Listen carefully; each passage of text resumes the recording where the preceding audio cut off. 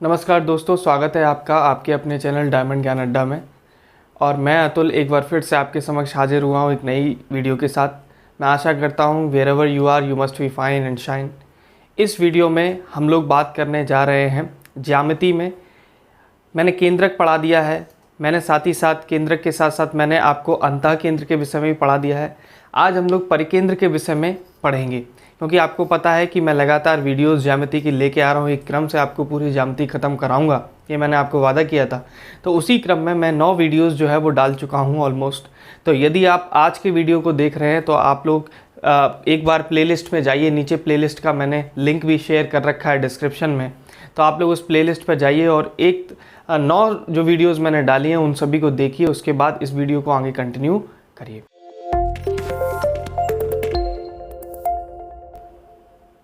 चलिए दोस्तों, देखते हैं परिकेंद्र क्या होता है और इसको किस तरीके से हम लोग ज्ञात करते हैं। देखिए, बात करें अगर परिकेंद्र की, ठीक है, तो इसको हम लोग सर्कम सेंटर भी बोलते हैं और इसको हम लोग डिनोट करते हैं किससे? एस से। किससे डिनोट करते हैं? एस से हम लोग इसको डिनोट करते हैं। देखिए, परिकेंद्र में सबसे पहले मैं आपको बताने जा रहा हूं कि किस तरीके से निकालेंगे परिकेंद्र। परि माने होता है बाहर, और ठीक है, केंद्र माने होता है बिंदु, मतलब कि इसका त्रिभुज का केंद्र हो सकता है। तो बताइए, परिकेंद्र की अगर हम लोग बात करें, सबसे पहले तो आप ये समझिए परिकेंद्र बनता कब है?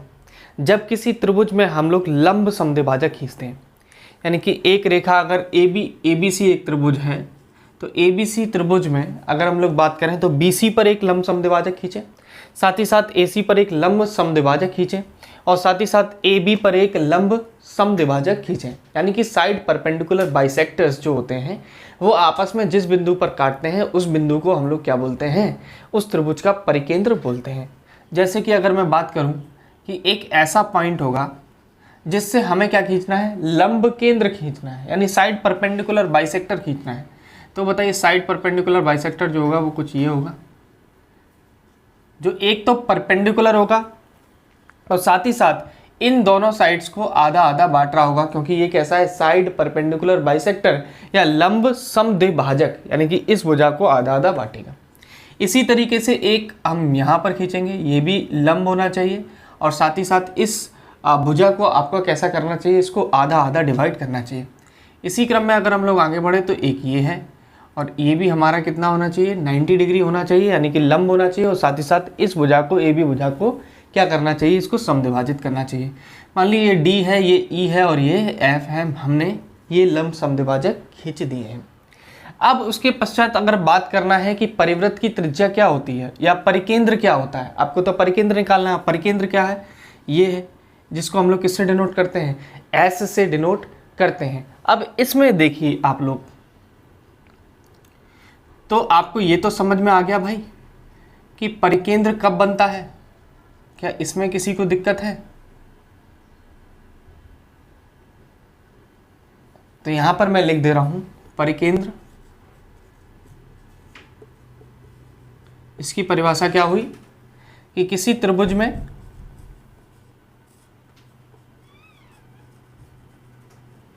की प्रत्येक भुजा पर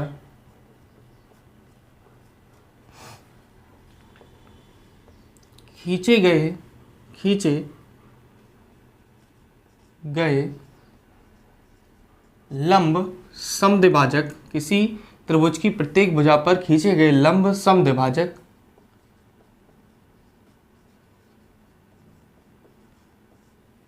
एक दूसरे को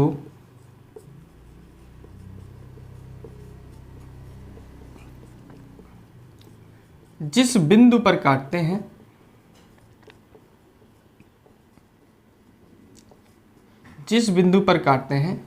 वही बिंदु क्या कहलाता है? वही बिंदु कहलाता है क्या?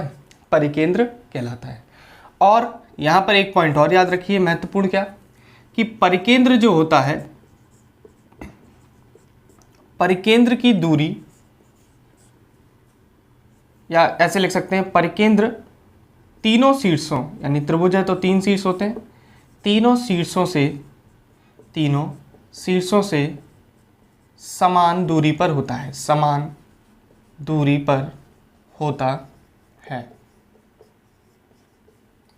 यानी कि आप समझ गए, ये जो S है इसकी तीनों शीर्ष से दूरी, यानी कि एक शीर्ष B है, एक शीर्ष C है और एक शीर्ष A है, इन तीनों ही शीर्ष से इसकी दूरी कितनी होती है, समान होती है। यानी कि बताइए ये भी बराबर होगी, ये भी बराबर होगी और ये भी बराबर होगी। आप समझ रहे हैं, यानी कि तीनों शीर्ष से इसकी दूरी क्या होती है, बराबर होती है। अब हमें यही समझना है कि जो आपका परिकेंद्र होता है उसकी तीनों शीर्ष से जो दूरी होती है वो बराबर कैसे होती है, इसी चीज़ को हम लोग समझेंगे। उससे पहले मैं आपको एक बात और बता दूं कि अगर हम लोग इसी में ही जब त्रिभुजों के गुण में पढ़ते हैं तो एक आती है परिवृत्त की त्रिज्या। तो आपको मैं बता दूं, यहीं से अगर बताइए एक हम लोग यहीं से अगर हम लोग एक सर्कल ड्रॉ करें, यहीं से अगर हम लोग एक सर्कल ड्रॉ करें तो आप एक बात तो देख रहे होंगे, ये उसका क्या है, केंद्र। और केंद्र से बताइए यहाँ पर एक पॉइंट है, इसी तरीके से यहाँ पर एक पॉइंट है और इसी तरीके से यहाँ पर एक पॉइंट है। ये तीनों ही बताइए क्या बनाएंगे, आर, यानी कि क्या बनाएंगे, रेडियस, यानी क्या बनाएंगे, रेडियस। तो हम लोग कहते हैं कि परिकेंद्र जो होता है किसी त्रिभुज में, हम लोग अगर कहें तो वो परिवृत्त की त्रिज्या, यानी कि परिवृत्त त्रिज्या या इसके परिकेंद्र से जो शीर्ष है उनसे अगर हम लोग परिकेंद्र को शीर्ष के बराबर लेंथ मानकर अगर खींचें एक वृत्त, तो वृत्त जो होगा वो तीनों शीर्षों से होकर क्या होता है, जाता है, तीनों शीर्षों से होकर जाता है। क्या यहाँ तक बात आपको क्लियर है? अब हमें समझना क्या है, हमें ये समझना है कि जो परिकेंद्र है उसकी तीनों शीर्ष से दूरी जो होती है वो समान क्यों होती है। तो इसको दोस्तों आइए देखते हैं, हम लोग समझते हैं। तो देखिए, अगर मैं इसको दोबारा से बना दे रहा हूं आपके लिए,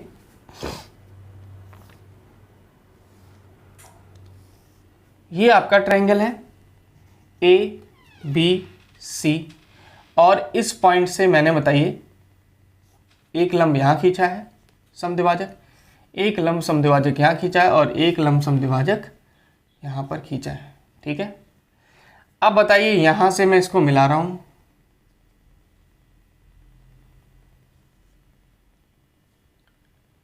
ठीक है, जरा देखिए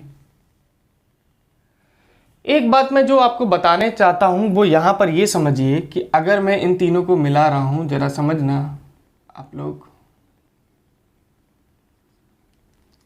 यहां पर D है, यहां पर E है और यहां पर क्या है, F। जरा इस वाले त्रिभुज को देखिए, इस वाले त्रिभुज को देखिए और इस पर गौर करिए जरा। अगर आप इस वाले त्रिभुज को देखेंगे और गौर करेंगे, इसको इधर समझा देता हूं मैं आपको इस तरीके से समझा दे रहा हूं कि कभी भी एक पॉइंट से, कभी भी एक पॉइंट है और उससे हम लोग क्या खींच रहे हैं, इस लाइन पर, यानी कि ये लाइन क्या है, AB, इस पर हम लोग क्या खींच रहे हैं, एक लंब समद्विभाजक खींच रहे हैं। क्या खींच रहे हैं, लंब समद्विभाजक, यानी ऐसी रेखा जो इस पर AB पर क्या होगी, लंब होगी और साथ ही साथ इसको क्या कर रही होगी, समद्विभाजित कर रही होगी। तो ये एक लंब समद्विभाजित रेखा खींचे, तो इस रेखा पर पड़ने वाला प्रत्येक बिंदु, मान लीजिए अगर आप यहाँ पर बात करें, इस रेखा पर पड़ने वाला प्रत्येक बिंदु, चाहे यहाँ पर बात करें, वो क्या होगा, दोनों ही शीर्ष से उसकी दूरी बराबर होगी। अब ये आपको प्रूफ करना है।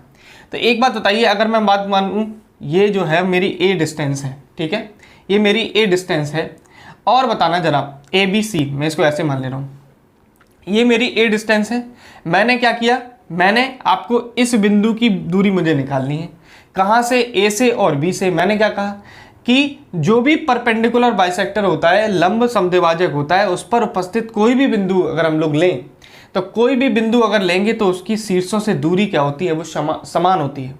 तो अब कैसे निकालेंगे वो समझिए। ये लंब समद्विभाजक है, तो बताइए ये कितना आया, a/2, और ये कितना आएगा, ये भी आपका कितना आएगा, a/2। क्या यहाँ तक आपको बिल्कुल क्लियर है, ये भी a/2 और ये भी a/2, यानी ये दोनों ही भुजाएं आपकी क्या हैं, बराबर है। यहाँ तक क्लियर है। साथ ही साथ बताइए एक ये भुजा जो है वो आपकी कॉमन है, इस त्रिभुज के लिए भी और इस त्रिभुज के लिए भी। इसको मान लीजिए यहीं पर हम लोग मान लेते हैं C। तो बताइए इस त्रिभुज के लिए अगर मैं बात करूं तो भी ये कॉमन है, और इस त्रिभुज के लिए अगर मैं बात करूं तो भी ये कैसी है, कॉमन है।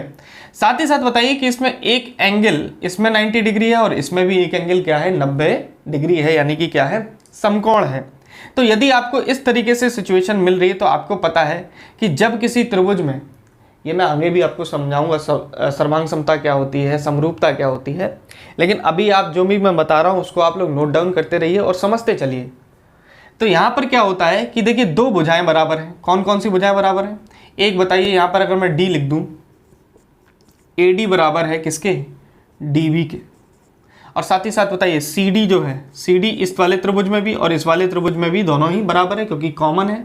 और साथ ही साथ एक एंगल भी बराबर है। एंगल कौन सा बराबर है? CDA बराबर एंगल CDB बराबर 90 डिग्री। ये एंगल भी बराबर है। ये कौन सा त्रिभुज है? त्रिभुज आपका ACD तथा त्रिभुज आपका CDB में। तो बताइए दोनों ही त्रिभुज में दो भुजाएं बराबर हैं, दो भुजाएं बराबर हैं और साथ ही साथ एक कोण बराबर है। तो जब भी दो भुजाएं बराबर होती हैं और एक कोण बराबर होता है तो SAS से, अभी ये सारी प्रॉपर्टी में बनाऊंगा, दो भुजाएं और एक एंगल के उपबंध के आधार पर ये दोनों ही त्रिभुज आपस में कैसे होते हैं? सर्वांगसम होते हैं। यानी कि त्रिभुज ACD सर्वांगसम टू त्रिभुज CDB, ये दोनों ही त्रिभुज क्या हो गए? सर्वांगसम हो गए।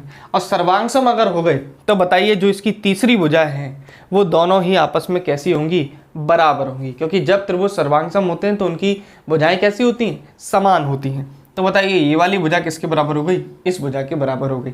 तो बताइए यही तो हमको प्रूव करना था कि बताइए ये जो बिंदु है, अगर हम लोग इस ट्रायंगल में बात करें, यानी कि जो आपका लंब समद्विभाजक होता है उस पर स्थित किसी भी बिंदु पर, किसी भी बिंदु को हम लोग अगर लें उस पर, तो बताइए उसकी दूरी शीर्षों से कैसी होती है? समान होती है। क्या यहाँ तक समझ रहे हैं? या मान लीजिए अगर यहीं पर मैं यहाँ पर एक बिंदु ले लेता तो उसकी भी डिस्टेंस क्या होती? यहाँ पर बराबर होती, यहाँ पर बराबर होती। तो क्या आपको समझ में आ रहा है? इसीलिए जो S होगा, यानी कि ये जो लंब समद्विभाजक खींचने के उपरांत आपका जो ये S जो बनेगा, आप देखिए यहाँ पर जो S बनेगा, यानी कि जो परिकेंद्र बनेगा, उसकी तीनों शीर्ष से दूरी जो होगी वो बताइए क्या होगी? बराबर होगी। यानी कि ये भी R, ये भी R और ये भी R, यानी तीनों ही शीर्षों से इसकी दूरी क्या होगी? बराबर होगी। क्या यहाँ तक आपको समझ में आ गया? हो सकता है आपको अभी यहाँ पर सर्वांगसमता का ये पॉइंट जो है वो समझ में नहीं आया हो, लेकिन यही तो मतलब हमारे समझने में एक दिक्कत हो जाती है कि हम लोग क्या सोचते हैं कि नहीं समझ में आ रहा है तो इसको छोड़ देते हैं। अभी आप इसको जिस तरीके से मैंने समझाया उस तरीके से दिमाग में बैठा लीजिए और उसके बाद जब मैं ये पढ़ाऊंगा सर्वांगसमता और समरूपता तो आपको बिल्कुल समझ में आएगा। आप लोग रिमाइंड करके जाइएगा और ये समझ लीजिएगा, ठीक है। अब बढ़ते हैं और देखते हैं इसी में दूसरे कॉन्सेप्ट को। कॉन्सेप्ट क्या है? अगला कॉन्सेप्ट जो है वो ये कहता है, जैसे कि एक कोई त्रिभुज है, ये एक त्रिभुज है A, B और C। बोलता क्या है कि यहाँ पर जो S है ये वाला एंगल पूछता है। यहाँ पर जो S है, अगर यहाँ पर परिकेंद्र है, S क्या है? परिकेंद्र है, तो आपसे इस वाले एंगल को पूछता है कि ये वाला एंगल क्या होगा। और आपको कौन सा एंगल दे देता है? ये A एंगल दे देता है। कौन सा एंगल देता है? ये A वाला एंगल दे देता है। पूछता क्या है? यानी कि पूछता क्या है? गिवन क्या है आपको? गिवन है आपको एंगल A। और उसने पूछा क्या है? उसने पूछा क्या है बताइए? पूछा है आपका एंगल BSC। ये पूछा है कि ये क्या होगा। तो आपने इतना तो मैं बता देता हूँ कि बताइए यहाँ पर अगर मैं कहूँ कि एंगल BSC बराबर क्या होता है, तो आप कहोगे वो होता है 2 टाइम्स ऑफ एंगल A। इसी तरीके से अगर आप इसको और मिला दीजिए ऊपर, और मैं अगर आपसे पूछता हूँ कि CSA क्या होगा, एंगल CSA, तो CSA होगा आपका 2 टाइम्स एंगल B। और इसी तरीके से अगर मैं बात करूँ, अगर एंगल मैं पूछूँ ABC क्या होगा, ABS क्या होगा, ABS क्या होगा, ठीक है। तो ये भी क्या होगा बताइए? ABS, ये क्या होगा? Angle C। क्या यहाँ तक आप लोगों को दोस्तों क्लियर है? अब हम लोग बढ़ते हैं और इसको और अच्छे से समझने की कोशिश करते हैं। हुआ तो हुआ क्यों? बेसिकली हम ये जानेंगे कि ये 2 टाइम्स ऑफ एंगल A है, तो ये हुआ है, तो हुआ क्यों है, इसको समझते हैं। इसको समझने के लिए मैं यहीं पर इसी चित्र में आपको समझाने की कोशिश करता हूं। दोस्तों जरा एक बात को समझिए, इस तरीके की सिचुएशन होती है हमारी,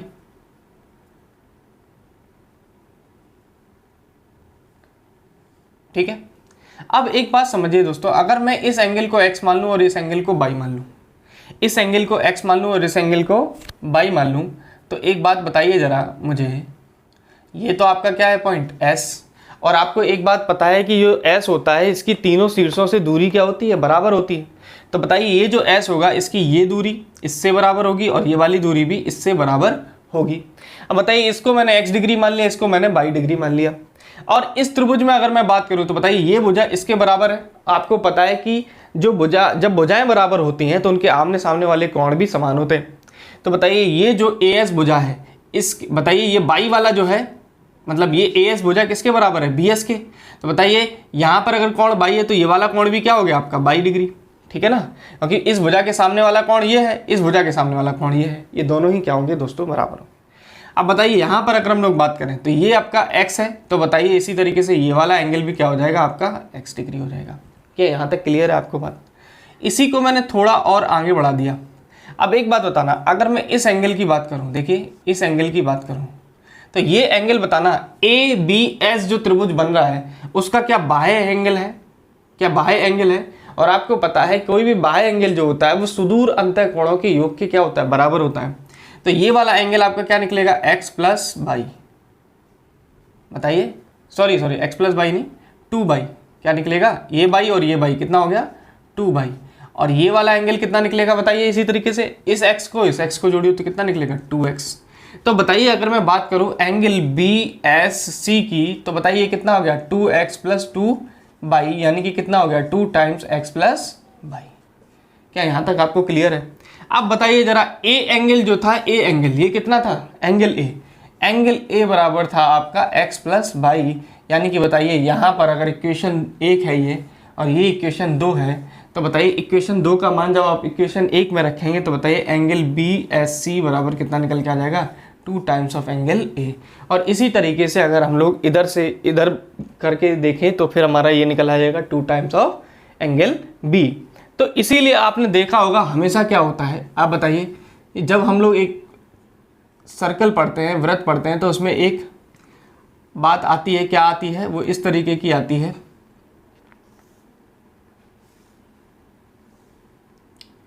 कि यहाँ पर बताइए एक वो पॉइंट देता है और बताइए इस पॉइंट से अगर ये S होता है ना, इस पॉइंट से वो क्या करता है, इस पॉइंट से वो बोलता है, बताइए ये भी क्या होता है R और ये भी क्या होता है R, ठीक है। और अगर इस पॉइंट से हम इसको मिला दें तो ये भी क्या होगा बताइए R ही होगा, सॉरी ये भी आपका क्या होगा R ही होगा। तो क्या बोलते हैं हम लोग कि केंद्र पर बना कोण परिधि पर बने कोण का क्या होता है, दुगना होता है, बोलते हैं कि नहीं बोलते हैं। तो वो भी यहीं से आया है, देखिए यही परिकेंद्र जो होता है इसी को परिवृत्त की त्रिज्या बोलते हैं। तो बताइए जब सर्कल को हम लोग पढ़ते हैं तो उसमें हम लोग क्या कहते हैं कि केंद्र पर बना जो कोण होता है वो आपकी परिधि पर बना कोण, यानी कि यहाँ पर जो बना कोण होता है उसका कितना होता है, दुगना होता है। तो ये अगर एंगल ए है तो बताइए ये वाला एंगल कितना हो जाएगा 2a। क्या ये चीज़ आपको पता थी, क्या ये चीज़ आपको समझ में आई? चलिए देखते हैं, आगे बढ़ते हैं और एक नए कॉन्सेप्ट की तरफ बढ़ते हैं, उसको समझते हैं। ये आपको शायद समझ में आ गया होगा। देखिए दोस्तों,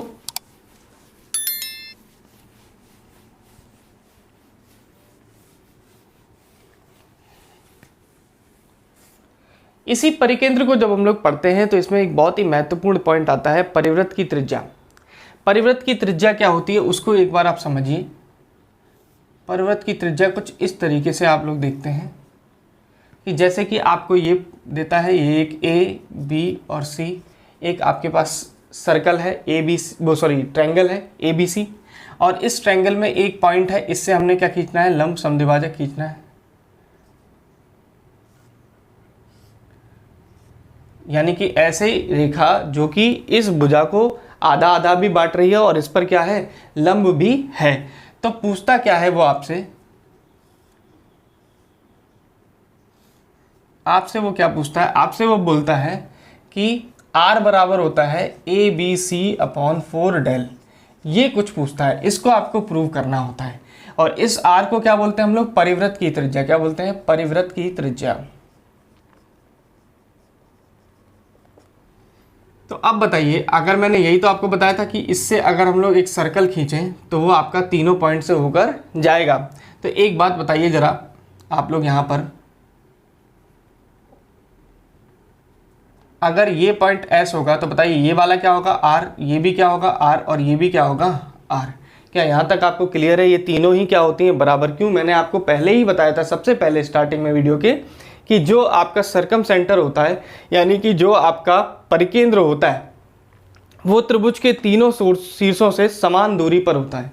तीनों शीर्षों से समान दूरी पर होता है, यानी ये इसके बराबर, ये इसके बराबर और ये इसके बराबर होता है।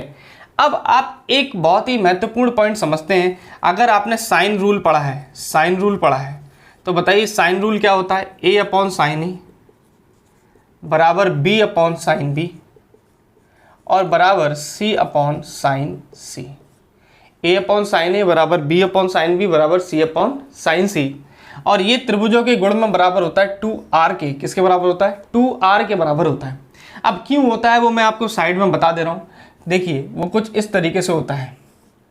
यहाँ से हमने एक लंब समद्विभाजक खींचा, बताइए a है, b है और c है। a के सामने वाली भुजा क्या होती है? a होती है। ये टोटल a है, तो बताइए ये लंब समद्विभाजक है, इसको आधा आधा बटेगा, ये a/2 हो गया, ये भी a/2 हो गया। क्लियर है? अब बताइए ये जो पूरा एंगल है ये क्या है? एंगल a है। क्या है? एंगल a है। अब आप एक बात बताना जरा मुझे, ये पूरा एंगल जो है वो आपका क्या है? a। तो बताइए ये वाला जो एंगल होता है वो कितना होता है? 2a। कितना होता है? 2a होता है। तो एक एंगल ये a और ये भी एंगल a। अब ये क्यों होता है ये आपको मैं बाद में बताऊंगा, लेकिन अभी आप समझिए कि ये जो एंगल a है, तो बताइए यहाँ पर जो एंगल बनता है वो कितना होता है? 2a।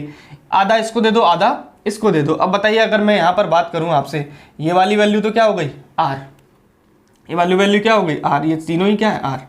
तो बताइए यहाँ पर साइन a लगाइए। साइन a बराबर आप लिखोगे तो बताइए साइन a बराबर क्या लिखोगे आप? साइन a बराबर क्या होता है ट्रिग्नोमेट्री में? साइन बराबर लंब बटे कर्ण। तो लंब कितना है आपका? a/2 बटे हाइपोटेनस कितना है आपका? r। तो यहाँ से अगर आप लोग निकालेंगे तो बताइए आपका a/sin a बराबर कितना आ गया? 2r। इसी तरीके से b/sin b, इसी तरीके से अगर आप लिखेंगे b/sin b तो ये भी कितना आ जाएगा?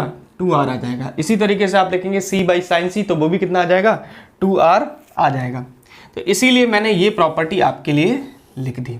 अब बताइए अगर मैं कहूँ कि इस पूरे त्रिभुज का मुझे क्षेत्रफल निकालना है, इस पूरे त्रिभुज का मुझे क्षेत्रफल निकालना है, तो बताइए क्षेत्रफल क्या होगा?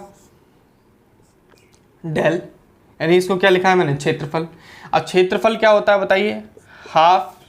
आपको पता है कि जब किसी त्रिभुज में, मैं देखिए हर चीज़ बताते जा रहा हूँ आपको, आप लोग बस इसको नोट डाउन करते चलिए। बस किसी त्रिभुज में मान लीजिए ABC कोई त्रिभुज है, और इस त्रिभुज में अगर आपको दो भुजाएं दी जाएं, B और यहाँ पर दिया गया है C और यहाँ पर क्या दिया गया है? B, और इन भुजाओं के बीच में बनने वाला एक एंगल दिया जाए, यानी क्या दिया गया? कोण A। तो इस तरीके के त्रिभुज का क्षेत्रफल क्या होता है? Half into BC into sine A। ये होता है फॉर्मूला। तो बताइए यहाँ पर B हो गया इंटू C हो गया इंटू यहाँ पे क्या हो गया? Sine A। अब बताइए साइन A की वैल्यू अगर मैं आपसे पूछूं तो बताइए साइन A की वैल्यू यहाँ पर कितनी है? a/2r। तो बताइए साइन A की वैल्यू कितनी है? a/2r। तो B इंटू C इंटू यहाँ पे क्या लिखोगे? a/2r बराबर यहाँ पर क्या है? डेल। तो जब यहाँ से r बराबर निकालोगे तो वो निकलेगा ABC/4 डेल। तो ये आपकी प्रॉपर्टी होती है जिसमें हम लोग कहते हैं कि r बराबर क्या हो गया? ABC/4 del. आई होप कि मैंने जो समझाया है वो शायद आपको समझ में आया होगा। इसी को बोलते हैं हम लोग क्या? परिवृत्त की त्रिज्या। ठीक है, अब बढ़ते हैं अगले कॉन्सेप्ट की तरफ और उनको भी समझते हैं। ये आप एक बार नोट कर लीजिए सारा। ठीक है, चलिए दोस्तों अगले कॉन्सेप्ट की तरफ बढ़ते हैं और समझते हैं कि अगले कॉन्सेप्ट में क्या है आपके लिए। देखिए यहां पर समझिए, अगर मैं कहूं कि न्यून कोण है, कैसा कोण है? न्यून कोण त्रिभुज है। एक बार न्यून कोण त्रिभुज लें, एक बार समकोण त्रिभुज लें, और एक बार हम लोग लें अधिक कोण त्रिभुज। क्या लें? अधिक कोण त्रिभुज। एक न्यून कोण त्रिभुज लें, एक समकोण त्रिभुज लें और एक अधिक कोण त्रिभुज लें। तो जब भी हम ये तीन कोण त्रिभुज लेंगे तो बताइए न्यून कोण त्रिभुज कुछ ये है। और न्यून कोण त्रिभुज में बताइए अगर मैं पूछूं कि परिकेंद्र कहाँ बनता है, त्रिभुज के अंदर बनता है या त्रिभुज के बाहर बनता है, तो आप कहेंगे हमेशा और हमेशा त्रिभुज के अंदर बनता है। कहाँ बनता है? हमेशा त्रिभुज के अंदर, या कह सकते हैं इनसाइड द ट्रायंगल। तो बताइए क्यों? बताइए यहाँ पर लंब समद्विभाजक खींचेंगे ये जाएगा, इस पर खींचेंगे ये जाएगा, और इस पर खींचेंगे क्या जाएगा, ये जाएगा। ये क्या है, लंब समद्विभाजक है। और ये जिस पॉइंट पर काटेंगे वही क्या होगा, हमारा सरकम सेंटर यानी कि परिक केंद्र होगा।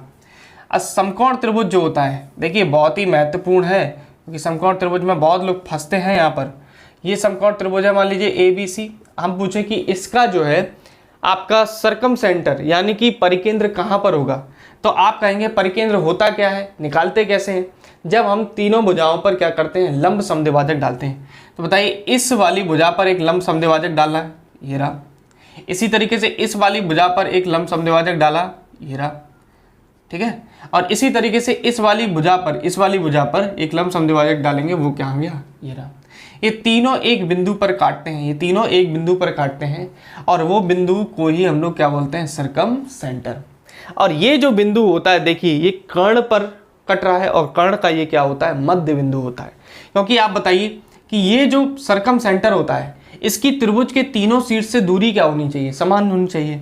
तो आप बताइए आप लोग कि तीनों पॉइंट से अगर इसकी दूरी को समान होना है, तो बताइए जरा, ये बराबर होनी चाहिए इसके, और ये बराबर होनी चाहिए इनके। तो इसीलिए आप देखिए जो समकोण त्रिभुज होता है, इसमें जो परिकेंद्र होता है, समकोण त्रिभुज में जो परिकेंद्र होता है, ये एक एक नंबर में छोटे छोटे क्वेश्चंस पूछे जाते हैं दोस्तों। पूछेगा कि समकोण त्रिभुज में परिकेंद्र जो होता है वो त्रिभुज के बाहर होता है, अंदर होता है, कहाँ पर होता है। तो परिकेंद्र बताइए कहाँ पर होता है समकोण त्रिभुज में, कर्ण का मध्य बिंदु होता है, कर्ण का मध्य बिंदु होता है।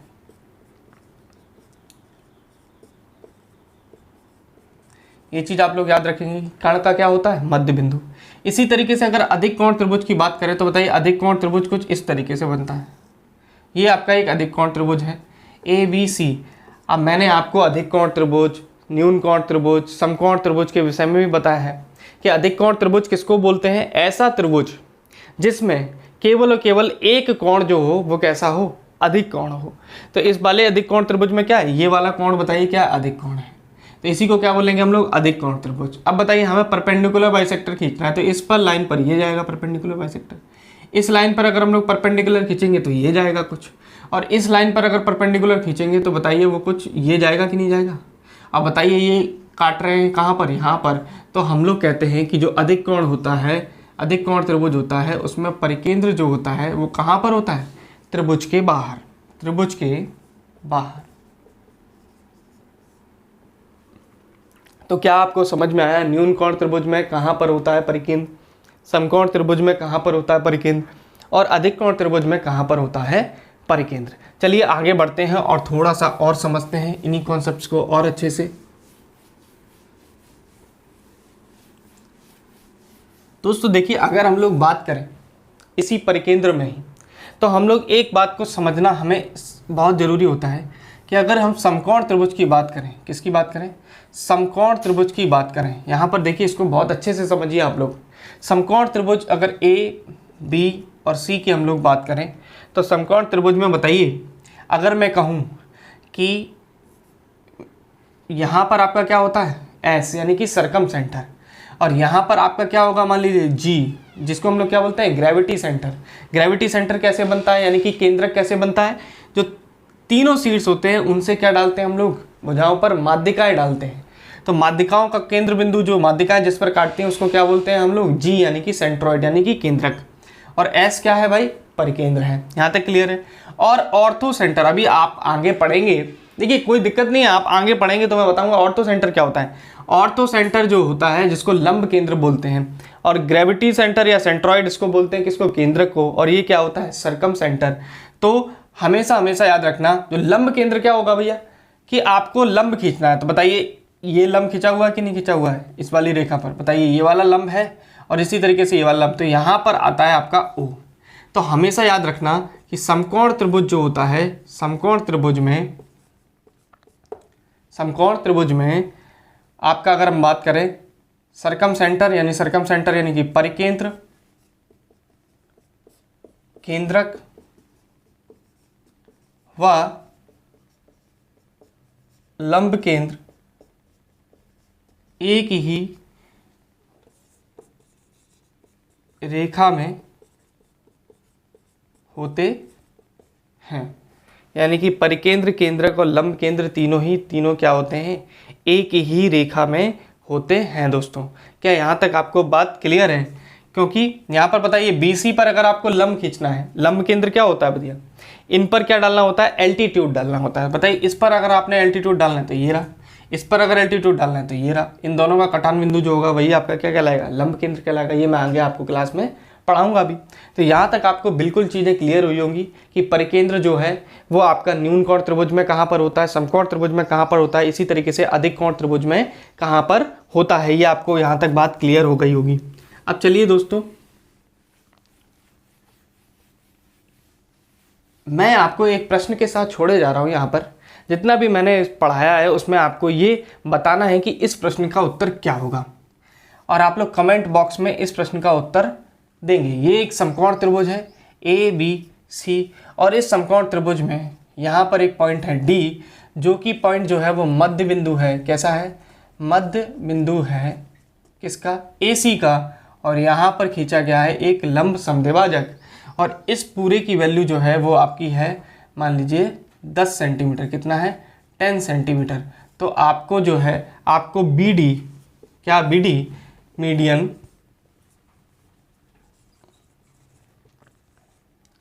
की वैल्यू को निकालना है, और मुझे बताना है कि जो BD मीडियन होगी इसकी दूरी कितनी होगी, यानी कि BD किसकी निकालनी है, इसकी वैल्यू आपको निकालनी है। तो आई होप दोस्तों कि आप लोगों को मैंने जितना भी बताया है परिकेंद्र के बारे में, ये चीज़ आपको बिल्कुल क्लियर होगी। अगली क्लास में हम लोग लंब केंद्र देखेंगे, और लंब केंद्र के साथ ये पूरा चैप्टर जो होगा आपका, जिसमें त्रिभुज के केंद्र जो होते हैं, जिसमें आपका केंद्रक आ जाता है, आपका अंतः केंद्र आ जाता है, आपका परिवृत्त का केंद्र आ गया, साथ ही साथ परिकेंद्र आ गया, ऑर्थो सेंटर यानी कि लंब केंद्र आ गया। इन सबको बहुत अच्छे से हम लोग कवर करके इसको ख़त्म करेंगे, और उसके पश्चात इसी थ्योरी पर आधारित में कुछ न्यूमेरिकल्स आपको वीडियोस में करा दूंगा, जिससे कि ये पूरा चैप्टर आपका तैयार हो जाएगा। तो इसी तरीके से वीडियो को अपना प्यार और सपोर्ट देते रहें। साथ ही साथ अगर वीडियो आपको अच्छी लग रही हैं तो लाइक भी करें, चैनल को सब्सक्राइब करें, बेल आइकन दबा लें, ताकि आपको जैसे ही हम लोग वीडियो अपलोड करें वैसे ही नोटिफिकेशन मिल सके। धन्यवाद।